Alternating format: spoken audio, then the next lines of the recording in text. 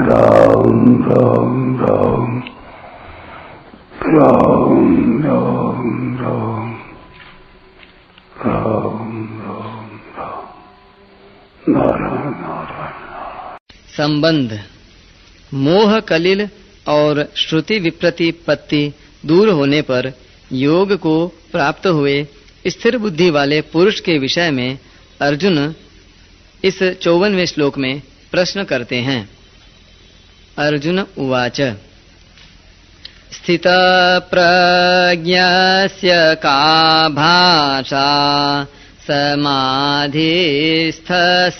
केशव स्थितधिः किं प्रभाषेत किमासीत व्रजेत किम।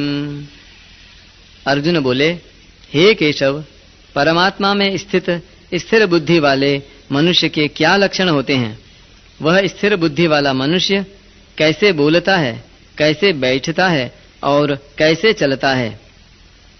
व्याख्या। यहाँ अर्जुन ने स्थित प्रज्ञ के विषय में जो प्रश्न किए हैं, इन प्रश्नों के पहले अर्जुन के मन में कर्म और बुद्धि को लेकर शंका पैदा हुई थी, परंतु भगवान ने 52वें 53वें श्लोकों में कहा है कि जब तेरी बुद्धि मोह कलिल और श्रुति विप्रतिपत्ति को तर जाएगी तब तू योग को प्राप्त हो जाएगा। यह सुनकर अर्जुन के मन में शंका हुई कि जब मैं योग को प्राप्त हो जाऊंगा, स्थित प्रज्ञ हो जाऊंगा, तब मेरे क्या लक्षण होंगे? अतः अर्जुन ने इस अपनी व्यक्तिगत शंका को पहले पूछ लिया और कर्म तथा बुद्धि को लेकर अर्थात सिद्धांत को लेकर जो दूसरी शंका थी, उसको अर्जुन ने स्थित प्रज्ञ के लक्षणों का वर्णन होने के बाद पूछ लिया। अगर अर्जुन सिद्धांत का प्रश्न यहाँ 54वें श्लोक में ही कर लेते तो स्थित प्रज्ञ के विषय में प्रश्न करने का अवसर बहुत दूर पड़ जाता। समाधिस्थस्य टिप्पणी। यहाँ समाधि पद परमात्मा का वाचक है। इसी को पहले 44वें श्लोक में समाधौ न विधीयते पदों से कहा है। जो मनुष्य परमात्मा को प्राप्त हो चुका है उसके लिए यहाँ समाधिस्थस्य पद आया है। स्थित प्रज्ञस्य, यह पद साधक और सिद्ध दोनों का वाचक है। जिसका विचार दृढ़ है, जो साधन से कभी विचलित नहीं होता, ऐसा साधक भी स्थित प्रज्ञ यानी स्थिर बुद्धि वाला है। और परमात्म तत्व का अनुभव होने से जिसकी बुद्धि स्थिर हो चुकी है, ऐसा सिद्ध भी स्थित प्रज्ञ है। अतः यहाँ स्थित प्रज्ञ शब्द से साधक और सिद्ध दोनों लिए गए हैं। पहले 41वें से 45वें श्लोक तक और 47वें से 53वें श्लोक तक साधकों का वर्णन हुआ है। अतः आगे के श्लोकों में सिद्ध के लक्षणों में साधकों का भी वर्णन हुआ है। यहाँ शंका होती है कि अर्जुन ने तो समाधिस्थस्य पद से सिद्ध स्थित प्रज्ञ की बात ही पूछी थी, पर भगवान ने स्थित प्रज्ञ के लक्षणों में साधकों की बातें क्यों कहीं?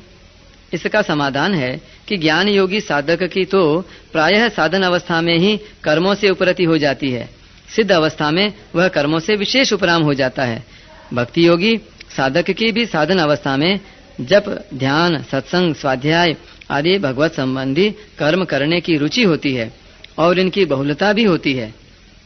सिद्ध अवस्था में तो भगवत संबंधी कर्म विशेषता से होते हैं। इस तरह ज्ञान योगी और भक्ति योगी दोनों की साधन और सिद्ध अवस्था में अंतर आ जाता है, पर कर्मयोगी की साधन और सिद्ध अवस्था में अंतर नहीं आता।